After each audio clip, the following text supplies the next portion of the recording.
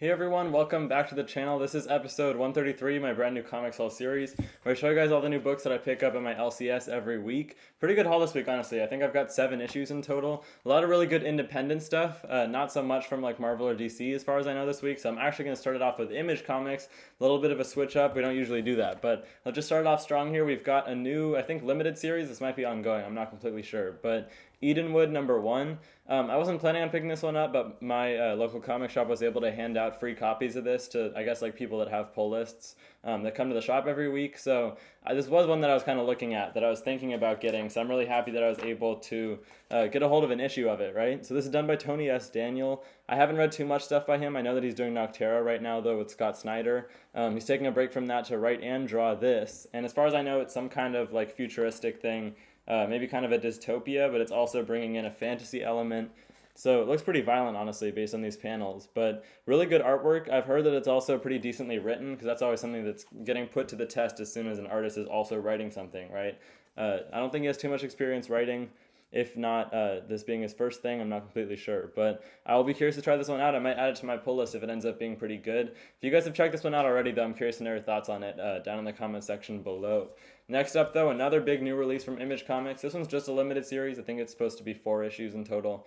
But this is Dracula #1. It's part of this new Universal Monsters imprint that Image is doing. I guess they got the rights to that franchise, so Dracula is owned by Universal.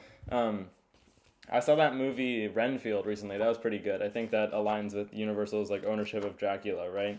Show some interior artwork here though. This is written by James Tynion IV with art by Martin Simmons, who are the creative team behind Department of Truth, right? Exact same people. So it really fits into this kind of horrific theme, I guess, that they're going for. Some really good artwork in here by Martin Simmons. He's got a really distinct style. So I'm looking forward to reading this. I usually pick up Department of Truth and trade paperbacks. I don't think they've come out with any issues of it in a really long time, though. Probably because they've been working on this, but I'm looking forward to that series coming back once this is over. We'll see how they do with this, though. It's looking a little bit light on the words, honestly. This costs $5. You get like a cardstock cover, but I'm not sure how many pages. Cool looking artwork, though. We'll see about that one. That's Dracula #1. Next up, though, last one I got from Image Comics. This one is Void Rivals #5. Really good ongoing series so far. It's honestly surprised me. You gotta expect some good stuff from Robert Kirkman, right? But once I heard that this is gonna be part of this whole new Energon universe that's like a shared thing with Transformers and G.I. Joe, I got a little bit skeptical, but honestly, Void Rivals stands on its own a lot so far. I'm surprised by how little they've actually made any kind of effort to connect the sides of those universes together. There's like a Transformer in the first issue, and I think there was one in last issue also, but not really any ties beyond that. And we haven't heard any mention of any G.I. Joe stuff yet, so honestly, they're not really following through on like the hype that was built up when they first announced the universe. I'm sure they'll have like events that are crossing over between the titles later on and stuff. Because we're just starting it. We don't have any G.I. Joe titles yet. But this is about these two alien races that are at war with each other, and these two members of both species have to like work together to get out of a tough situation. I'm liking it so far. They're really building up a lot of lore, and the artwork is great. So I'm going to stick with this one. It seems like Robert Kirkman has a pretty long-term plan for it. And hopefully this goes as long as series like Walking Dead and Invincible, right? So that's Void Rivals #5. Next up, though, to finish off the independents, I've got one issue I picked up from Boom Studios. This has turned into one of my favorite ongoing series, although I guess it's not ongoing. I heard recently this is supposed to end at 15 issues, but it's Once Upon a Time at the End of the World #10. The structure for this one is that there's like 3 story arcs that tell the life story of these two people that find each other in the apocalypse, in the wastelands. Maceo and Mezzi are their names, and it just showed like their character development throughout these story arcs. This being the end of the second one, it's like kind of them in like their early 20s or 30s, I guess, having established this safe haven and like the only place on Earth where plants can still be grown, and they've kind of started rebuilding society with a community. But it's also seen that whole plan starting to crumble beneath them. Their relationship is being put to the test and stuff, and a lot of people were having hallucinations and stuff in the last issue. It's getting honestly a little bit convoluted, and just not having much of an explanation for why people are starting to go insane and stuff is making it a little bit hard to believe, kind of hard to grasp the series, unlike how realistic I guess it was in the last arc. You know what I'm talking about if you've been reading this, but I still do recommend it. The whole thing is written by Jason Aaron, and I assume that next issue we're going to have the start of the last story arc, right, which will probably be set in the far future when they're both really old, because we've had like flash forwards in time where it shows that time period. So yeah, good artwork. I mean, good writing for the most part. Like I said, I like the first story arc a lot more than the second one, but hopefully the third one will come through and finish it off nicely. Let's move on to Marvel Comics though. I've got 3 issues from them this week. First one here, this is Immortal Thor, number 3. So good series so far. I'm liking it.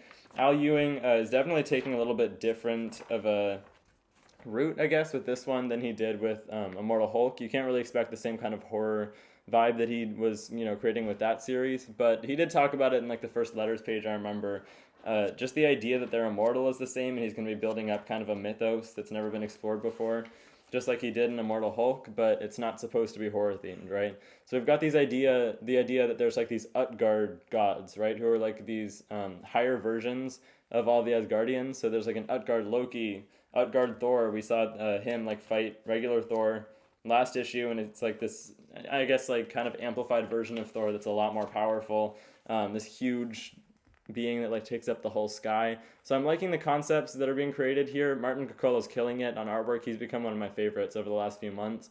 We've got this subplot going on with Loki becoming like the best version of themselves somehow. I don't know. Honestly, like it seems like the only long-term plan that's happening here so far is just the Utgard gods, so they're kind of a looming threat. But beyond that, we don't really have too much established here yet. But it's good writing, so I'll stick with it, and we'll see how this turns out. It's Immortal Thor number 3.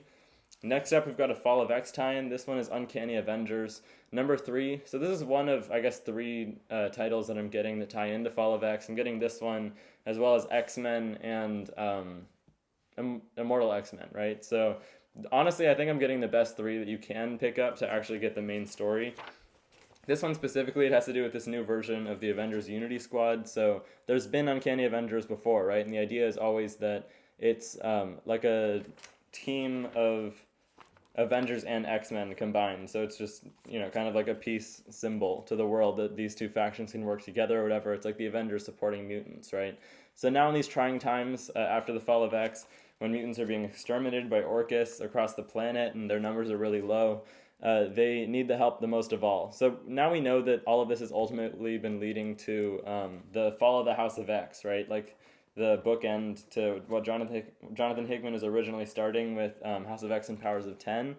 And it's finally wrapping up. I mean, honestly, just knowing that there's like a bigger event after Fall of X makes me kind of feel like what I'm reading now is less important. Like, is the fill-in actually necessary between what we had before and the actual ending in Fall of House of X? We'll see. I mean, let me know what you guys are thinking about that down in the comments. But the last issue I picked up this week, last one from Marvel, this is Marvel Unleashed number 3. I haven't been hearing too much about this one. I think I might be one of the only people that was really excited for this when it came out. It's just because I'm a big Pet Avengers fan, right? And this is like the first actual series, the first big iteration of that team that we've had since the original series. It's a lot different now. There's a lot more modern Marvel pets, which can be expected, right? We've still got like Lockjaw and Falcon's Redwing, and a couple of the original members. But then we've also got like Bats and Lucky the Pizza Dog and all these characters that are a little more recent. Still though, I've been liking this series so far.